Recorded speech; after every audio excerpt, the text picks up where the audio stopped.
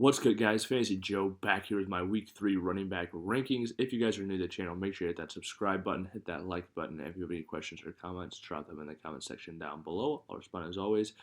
Make sure to hit that subscribe button, though, if you want to win a fantasy football championship this year. We'll bring that title home for you. Have my Week 1 lessons, or my every week, the lessons, fantasy takeaways from that following week. My waiver wire column comes out, my videos. And then we hit the rankings for wide receivers, running backs, all that good stuff. And then we do our buy low, sell high. So all the information you need to dominate your friends and family in fantasy football and bring that title home. Hit that subscribe button. It's that easy. Really appreciate the comments. Respond to them as always. Start, sit advice, trade advice, whatever you need. Let's get into it. So number 1, I've got Breece Hall against New England. He's looked fantastic this year. I'm not scared away by this matchup. I think it's one they can win and one that he can get the ball in a lot. 22. Saquon Barkley plays New Orleans. He's been fantastic this year. Looked really good in this offense. Been running for a ton per touch. Not scared away from this New Orleans defense with that Philadelphia offensive line. 3. Jordan Mason plays the Rams. Said him to be extremely involved with no Debo and how banged up the Rams are. 4. Bijan Robinson plays Kansas City. Expect him to catch a lot of passes in this one. 5. Alvin Kamara plays Philly. Kamara was dominant in last week and had a great week 1 as well. 6. Jonathan Taylor, he plays Chicago. Tough matchup for them on defense, but I still think JT is a stud, and he's one of those guys who hasn't done it yet, but can make his entire day with 1 carry. 7. James Cook against Jacksonville. I think a solid matchup for him. I said Cook to be very good this year. 8. Josh Jacobs against Tennessee. A volume play. They ran the ball an absolute ton with Malik Willis. I said more of the same. 9. Jahmyr Gibbs against Arizona. 10. Kyren Williams against San Francisco. Tempering my expectations on Kyren for a moment, just with how banged up this offense is. Offensive line, receiver-wise, everything. I think that McVay will be able to find out a way for them to be able to, operate a little bit, but I do think it's going to, just bring down the upside of this offense overall for sure. 11. Travis Etienne plays Buffalo. I think Etienne can get it going, and that contest should be high scoring. 12. Achane against Seattle. Caught a ton of passes this last week. Had over 20 carries as well. And that was when he was banged up playing on Thursday night. Has more time to rest and should be a vital part of the offense with his depth chart right now. 13. Derrick Henry plays Dallas. Actually, this will be a really good game. And I think they have a good chance to win as well. 14. Rachaad White against Denver. Should catch the ball a lot. Joe Mixon against Minnesota. This one is Mixon would be a lot higher, honestly, but it's just we don't know what the reports will be on his health moving forward, so that's something to monitor. If Joe Mixon plays, you're playing him. If he sits, you're sitting him. It's that simple to me because he's just been so good when he's had the opportunities on the field, and the upside is so high with how good the Houston Texans offense is and can be.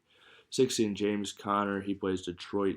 He's been like a locked and loaded RB1 every single time he's healthy in this Arizona Cardinals offense. I expect him to continue so, even in this tough matchup against Detroit on the ground. 17. Ramondre Stevenson against the Jets. Jets defense has not been what it once was. Ramondre's got a ton of volume. I think he's a talented player. 18. David Montgomery. I think people are too low on him. This might even be a chance to go out and snag him. It's not that he's been playing poorly by any means. He's been an RB1 in points per game. But I just think people are undervaluing him in the community. I think he's going to get a good amount of touches every week, have a great touchdown upside. I don't know really what more you're looking for. Just because there are multiple backs in that offense, it discounts their production somehow to people. But yeah, that's something to monitor moving forward. Tony Pollard plays Green Bay. Tajay Spears is bagged up. Pollard was getting a ton of work before. You can roll him out there in that one. 20. Kenneth Walker against Miami. Another one. If he plays, I'm hedging my bets a little bit because Kenneth Walker would be higher if he's playing. But we don't know if he is. I kind of guess he might sit this week with that oblique injury. 21. Jahmyr White plays Carolina. You are playing Jahmyr White this week. This is the week to play him, and you might have a top 12 play on your hands when you roll Jahmyr White out there this week against Carolina in such a good matchup. 22. Jerome Ford against the Giants. I expect him to get more work moving forward. He's just so much more efficient than the other backs they have on their team. Looked really good last week and should get the ball more, and I think they'll utilize him in the passing game as well. 23. Brian Robinson Jr. has been really good as a runner this year, plays Cincinnati.